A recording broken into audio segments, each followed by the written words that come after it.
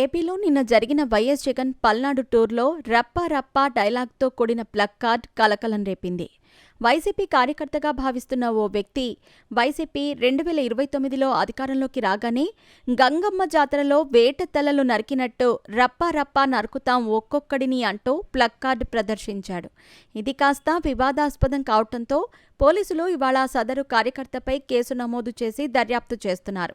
ఈ నేపథ్యంలో ఇవాళ ప్రెస్ మీట్లో వైఎస్ జగన్ దీనిపై ఆసక్తికర వ్యాఖ్యలు చేశారు. రప్పా రప్పా తలలు నరుకుతామంటూ ప్లగ్ కార్డు ప్రదర్శించిన వ్యక్తిపై స్పందిస్తూ అల్లు అర్జున్ పుష్ప సినిమాలో డైలాగ్ ప్లగ్ కార్డు పట్టుకున్నా తప్పేనా అని ప్రశ్నించారు. ఆ తర్వాత అతను టీడీపీకి చెందిన వ్యక్తేనని, ఆ పార్టీ సభ్యత్వం ఉందని తెలుసుకొని తన పార్టీ అధినేత చంద్రబాబు తప్పుల్ని తట్టుకోలేకే అతను ఇలా సొంత పార్టీ వారినే ఇలా రప్పా రప్పా నరుకుతానని చెబుతున్నాడేమో అంటూ చెలోక్తులు విసిరారు. తన పర్యటనలకు జనం భారీగా తరలి వస్తుండటంపైన జగన్ స్పందించారు. చంద్రబాబు తప్పులకు ఆయన మీద కోపంతో జనం రావట్లేదేమో కానీ తనపై అభిమానంతో జనం భారీగా వస్తున్నారని తెలిపారు. దీన్ని శాంతి భద్రతల సమస్యగా ప్రభుత్వం చూపించి తప్పుడు కేసులు నమోదు చేయటాన్ని జగన్ ఆక్షేపించారు.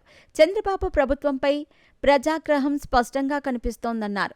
అందుకే ఇలాంటి ఘటనలు చోటు చేసుకుంటున్నట్లు చెప్పుకొచ్చారు.